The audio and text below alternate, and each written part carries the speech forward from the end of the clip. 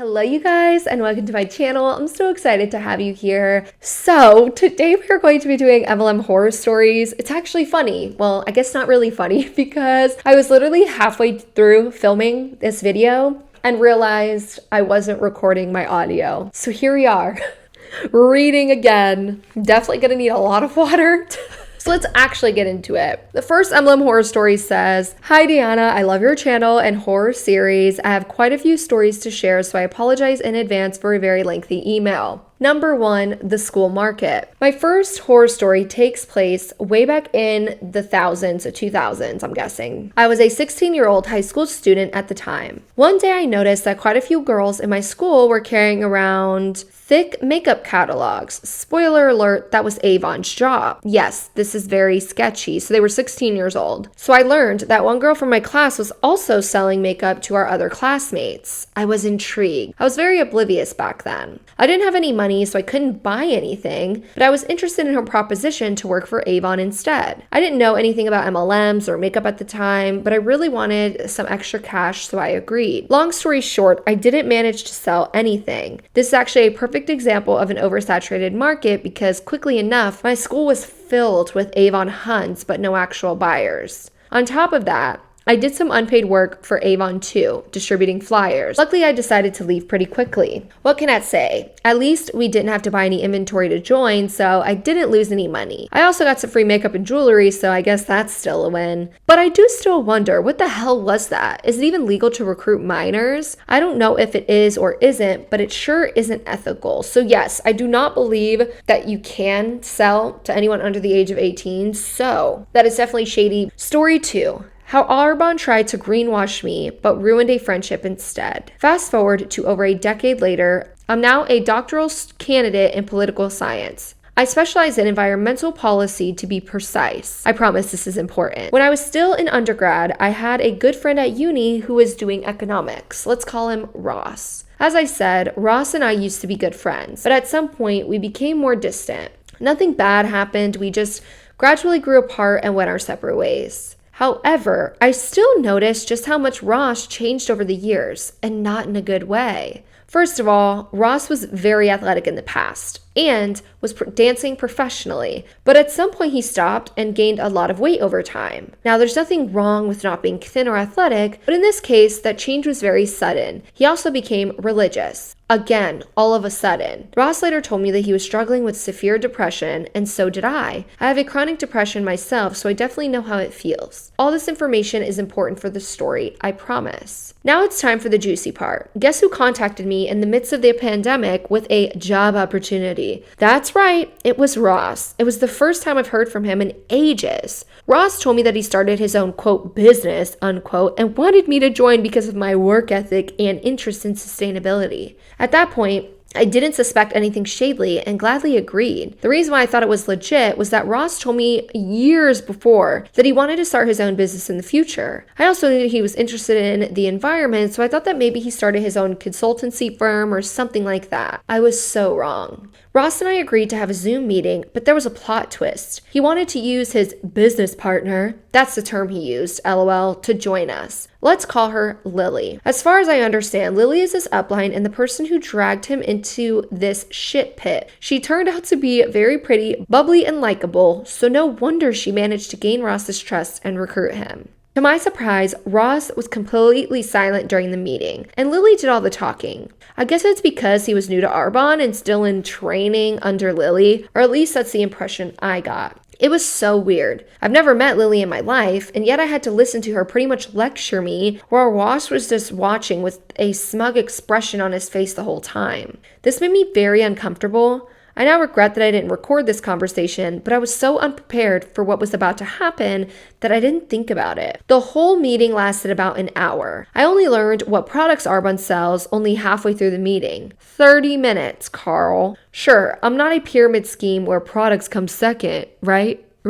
What was interesting about this pitch was that, unlike other Arbonne huns I see online, Lily wasn't trying to sell me the lavish lifestyle, community, or Mercedes-Benz, etc. She opted for the sustainability narrative instead. Lily was working for an environmental charity at the time, and I'm an environmental policy specialist. So she really tried to connect with me on those grounds. She desperately wanted to make Arbonne look like a sustainability pioneer, claiming that they were environmentally friendly, vegan, cruelty-free, etc., and that I can really make a difference if I join. For the record, Arbonne's products are vegan and cruelty-free, so she wasn't lying, but the company is far from being a pioneer. For example, the company is certified by PETA, which is a cruelty-free label. Firstly, this is a very loose label compared to other cruelty-free certificates in that its monitoring standards are very weak. Secondly, PETA is a very controversial organization that has a record of animal cruelty accusations. Another issue I wanted to highlight is that Arbonne is part of a Groupe Rocher. I don't know how to pronounce that, so I'm just going to say Groupe Roche. Groupe Roche does not claim to be vegan/cruelty-free and manufactures a lot of the products in China. Surprise! Now, I don't judge anyone who doesn't go out of their way to buy vegan/cruelty-free products. I just find it laughable that Arbonne claims to be pioneer of sustainability when it clearly isn't. This is called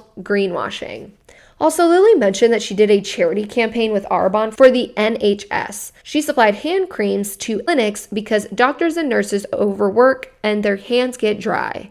In reality, Lily did a fundraising on her page under the guise of helping the NHS. The minimum donation was £10, I think, because it was £10 per cream. So basically, what really happened was that she made people buy Arbonne products and then made it look like Arbonne was oh so charitable. Is it just me or is that kind of shady? But that's not all. Obviously, I didn't want to join Arbonne and told Lily that it is a pyramid scheme. She tried to refute this statement by saying that pyramid schemes are illegal. Same old, same old. Ross's smug face got even smugger in that moment. I still refused. Lily tried to convince me to at least buy some of the products, but they were so overpriced that I had to say no once again. I was really upset by the fact that, of all people, it was Ross who tried to recruit me.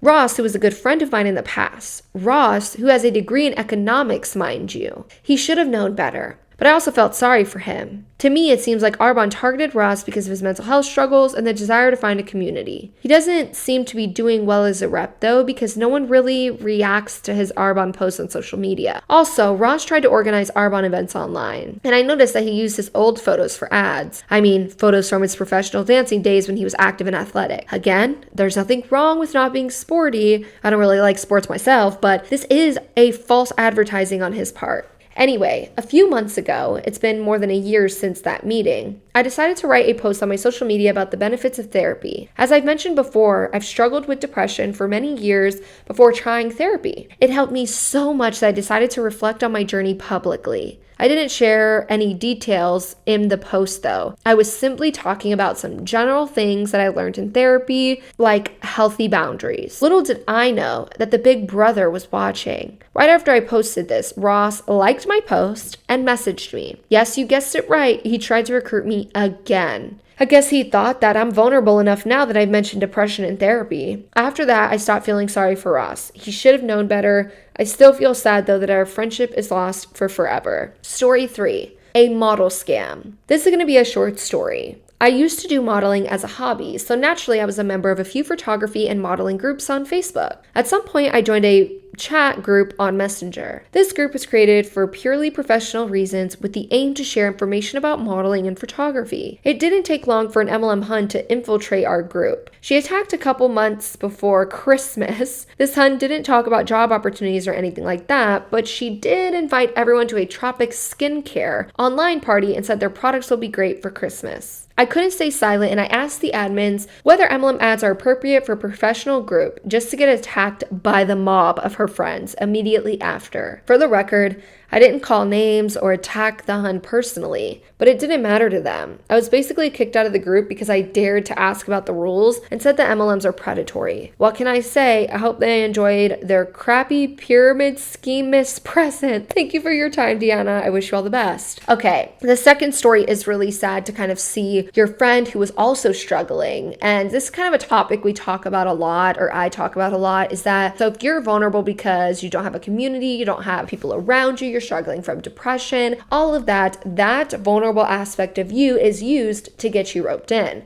Then once you're in, you're taught to go after people that are just like you or to find people just like you. So that guy Ross could have been taught like, oh, you need to go find people that are like you. So he's clearly going to think, well, okay, I need to go find people who also struggle with depression and all of that stuff, right? Whatever his vulnerabilities are, he's going to go after that too because he's taught that those are the people he should also recruit. So I feel like a lot of the times it's kind of how MLM reps end up recruiting based on vulnerabilities. And it sucks because it's like that person gets roped in and then they don't realize that they're, recruiting people that are just like them. But then they also don't realize that they were roped in because of their vulnerabilities. So it is sad to see that happened to the Ross person because it definitely happens to a lot of people. Like literally 90% of people who join MLMs that end up recruiting people end up doing this exact thing and then unknowingly end up recruiting people that are also in a vulnerable position. And it's a really vicious cycle. It's a cycle that continues. Like you recruit someone who's just like you, and then that person recruits someone just like them. And then that's why it continues to be a line of people who all are the same.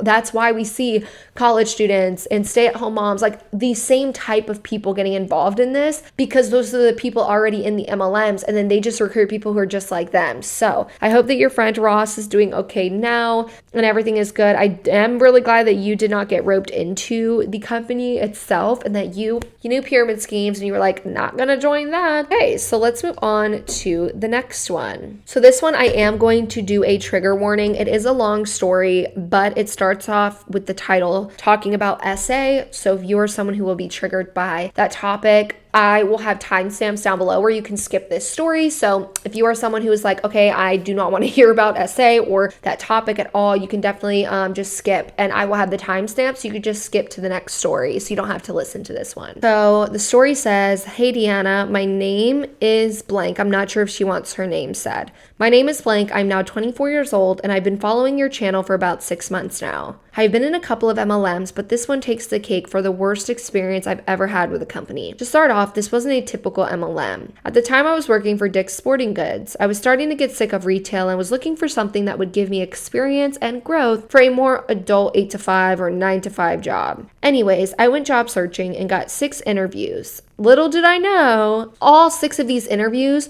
were to sell services to customers as a third-party rep. These were all connected by the same company, Sidcore. I am naming this company because of how disgusting this was. I was about 19 to 20 at the time, and I went on all 6 interviews. And all of the people I interviewed with made it seem like a legit sales job and gave us a base pay of $17, not 17, a base pay of $7.25 an hour. I found this out after I agreed to start working for this company called Evolution Development Group located here in Irving, Texas. Yes, I want to call them out because they are scammers. Anyways, this company was kind of like how the Huns say, it's my own business, and have a name they call their group. Every day, this was our routine. They would hold a morning meeting with each of our individual teams. There were 3 teams in total in the office, and I was part of the most liked group in the office. Little did I know the price I'd have to pay to stay a part of this team. My free time, my energy, and I did work for free 80% of the time to try and get sales. In this morning meeting, my manager/boss would have a motivational speech to give us that always lasted too long and was the same crap every time. The whole you have to want it as bad as you want to take breaths talk. I was part of this company for 7 months, and as of the time flew, I started to see through the cracks they tried to cover up. After these meetings, they would make us go into a big meeting room that normally in a normal office has a table and chairs to sit for corporate meetings. This was just an empty room where we all stood in business formal attire. Oh, and I forgot to mention, they had us selling Spectrum internet in the local Walmart.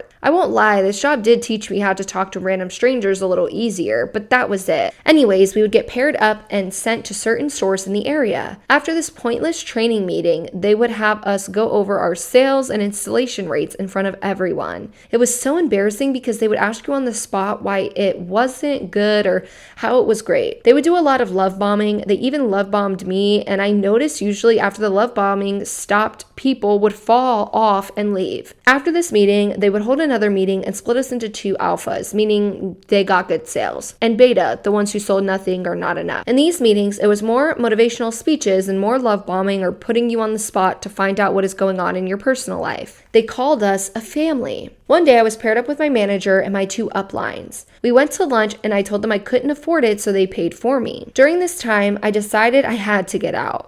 Jermaine, Erica, and Gian were the people's names. Erica and I were very close up until this day. Jermaine, our manager, looks at me and goes, "Britt, what do you like about Gian?" I just responded, "I mean, he's a good worker." And he goes, "No, how do you feel about him emotionally?" I pause to look at him and he grabs my thigh and I just stare in shock. And he says to me, "I like how your body looks." And I said, "Oh, thanks," moved his hand and tried to say he's a nice guy. Thankfully, the waiter came to save me unintentionally and asked if we were done. They say yes, and we pay and leave. Gian decided to walk me to my car after I said no 7 times. He then proceeded to get into my car, grabbed me, and then started to kiss me. As it happens, I push him off of me, and my manager and Erica pull up next to us and videos him right before I push him off of me. I got upset and angry and said to get out of my car, and I left and met up with my partner for the day. As I worked, I thought about how I would be leaving. Prior to this, I was already feeling weird and off about this job after I found out if someone you sell internet to doesn't get installed, you don't get paid until the next week before the sale, then the next paycheck, and they would take the money from the sale that actually did get installed. Okay, so they would if something doesn't get installed, they would kind of take that money back from your actual paycheck. We also had off days during the week instead of weekends, so we only had each other to hang out with. One day I had to go to my brother's basketball game and I missed a team day that we didn't get paid for. I skipped since I was already planning on leaving and didn't want to go. The next day I showed up for work. Jermaine, the manager, started his meeting and looked directly at me and said in front of 10 people, "I would like to start with, you need to start showing up to shit." Mind you, I had only missed 1 team day out of the 80 we had had. I looked at him and said I had a family thing to do. He said, "Well, why didn't you invite us? We are your family too." This is when I got up, grabbed all of my things, and left 2 people chasing after me, and I told them I quit and didn't even look back to say it. I just said it as I jolted out of there. I never looked back, but I think about this experience often. I never reported him kissing me or touching my leg. I wanted to block this out of my memory, but I have noticed they have a new team now. And if anyone from this company is watching, please leave and save yourself time, energy, and money.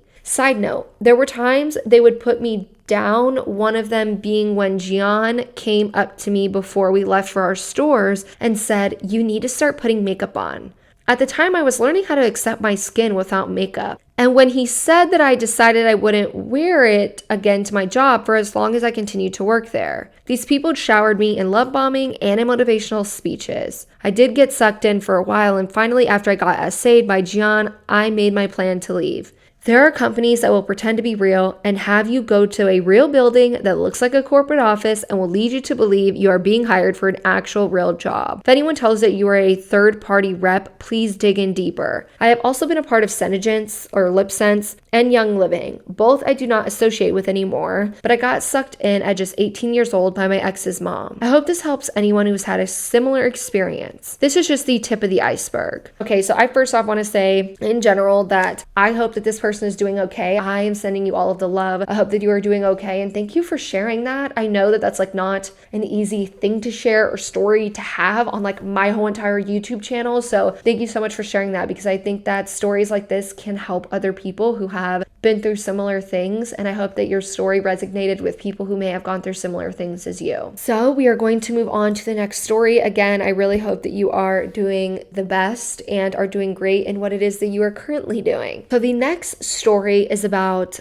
Herbalife. So this one says, "Hey Deanna, love you and your channel. Hope you're having the best week ever. Just wanted to share a couple of my many MLM horror stories, both having to do with Herbalife, one of the worst MLMs in my opinion. This is a long one, buckle up. 1. Back in college, I roomed with my best friend at the time. We didn't go to a big university, and all there is to do in town is honestly party. We used to go wild and just enjoy the college experience together. At one point, she started to spiral a little bit out of control. To make a long story short, I bailed her out of jail after one of those crazy nights and helped her through everything that followed that. Fast forward literally a month, these hun bros start coming through our college town, handing out flyers for some new gym and nutrition club. Oh, I know where this is going. At the time, I had never heard of a nutrition club, and this was back in about 2015. So I would say this was the beginning of the club craze. Me, 20, being all about the beers and boys, wasn't interested at all. But somehow my roomie got sucked in by a hun bro, and it was game over. All of a sudden, she started being shady and weird. She was working out all of the time and hanging out with new people, which was totally fine. I was honestly glad she had cut down on partying, and she even got a new boyfriend. Her new friends gave me weird vibes from what I could see on Instagram, and she would never bring them over. 1 month, she completely skipped rent altogether and blamed her childhood best friend that came to visit us for stealing her rent money when I know that she didn't. Soon came the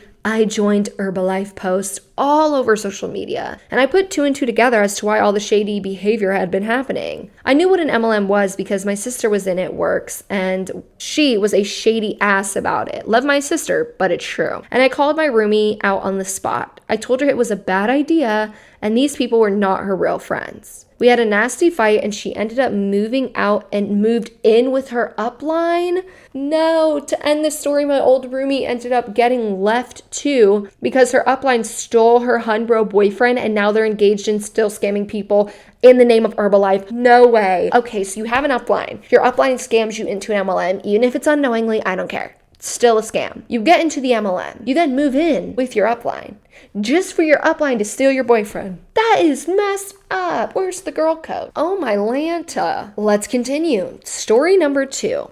A year out of college, I moved home and am really finding myself. I don't party anymore, really.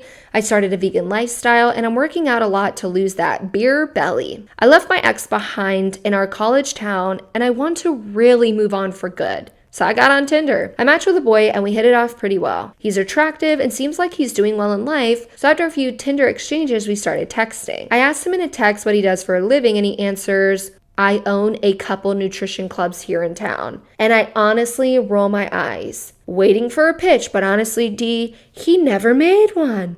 I told him how I feel about MLMs, and he was understanding and told me he wouldn't push it on me. He honestly cared about the health aspect of it because he had faced a life-threatening injury in sports, and he said the products and the lifestyle taught him and helped him with that industry. He thought it was cool, and I was vegan when a lot of others made fun of me for it. It was refreshing to see someone just want to be healthy and truly help others be healthy without just shoving a bunch of mumbo jumbo down their throats 24/7. We had a true friendship. Well, he introduced me to his best friend, and girl, he was fine. He was in Herbalife and was fresh out of the military, so I ditched any romantic hope with his friend and went full force for military boy, which was a bad idea in hindsight. He teased me for being vegan and just wasn't nearly as nice and genuine as his buddy. We both agreed on MLMs being bad though, and we would often laugh at the cringy things all the huns and hun bros posted on Facebook and Instagram. One night, his friend invited us to hear his story at an Herbalife thing at a coffee shop, and we went. It was a little cringe, but it was somewhat nice to support our friend that we knew had honestly overcome something. We even went to some Herbalife wrestling match after that, haha. I forgot about this until writing. Military boy started being more distant until he ghosted me completely. It hurt a lot, and I found out through Facebook that he joined Herbalife and was full force into it. I never knew why he ghosted me, but I would bet a good chunk of it had to do with the fact that I was so anti-MLM, and now that was his hustle. They're both still active and own nutrition clubs in my area, so they're in deep. Thanks for buckling up for this ride. I hope you enjoyed it a little bit. That was a good story. No, I did actually really enjoy this story. I felt like it was a really good one in general.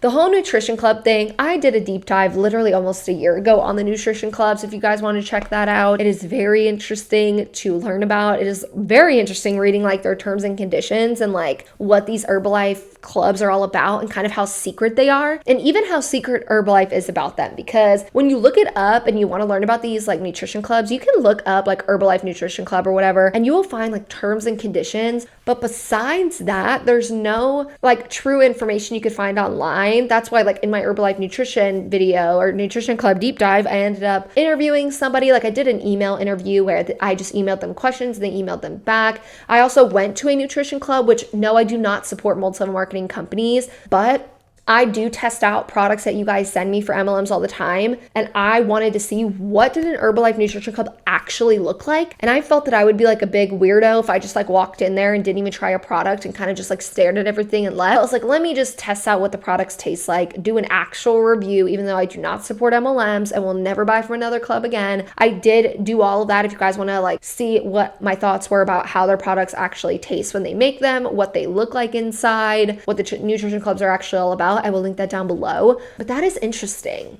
I haven't met anyone to this day who owns a nutrition club, but I do have a lot around me. I have, oh my gosh, so many. Like everywhere I look, there's an Herbalife Nutrition Club here in Texas, so yikes. But that is going to be all for today's video. I am so excited for the upcoming month. You guys, what is today's date when this video goes up? Let's see. The 27th. So next week is, oh my gosh, it's already December. Christmas is coming. I'm very excited. I have so many plans for December. I have so many plans for the new year. I have a lot of new series that I have written down and that I have ready for the new year. I also will be doing some new stuff next month that you guys will see that I will announce on the community tab. If everything goes well, I should be interviewing ex-MLM reps and uploading that on Fridays also. So you'll kind of get a mix of MLM horror stories and interviews. So I am just very excited. I will keep you guys updated on all of that in the community tab. I will also be doing Vlogmas on my vlog channel. I may not upload on weekends though. I'm just putting that out there. I know Vlogmas, you're supposed to upload every single day till like Christmas Day, but having two channels, vlogging every day and doing what I want to do on this channel in December is not going to be possible unless I want to like work myself into the ground. I also want to start uploading 3 days a week in December because I want to give you guys more content, you know, during the holiday season. I feel like that could be really fun. So it should be 3 videos here in December, Monday, Wednesday, and Friday. And then the vlog channel should be daily vlogs on the weekdays. So again, I will keep you guys updated in the community tab if you want to check the community tab out. I will always update you guys there, but that's going to be all for today's video. Don't forget to leave a like and a comment and subscribe to my channel if you haven't already, and I will see you guys in the next video.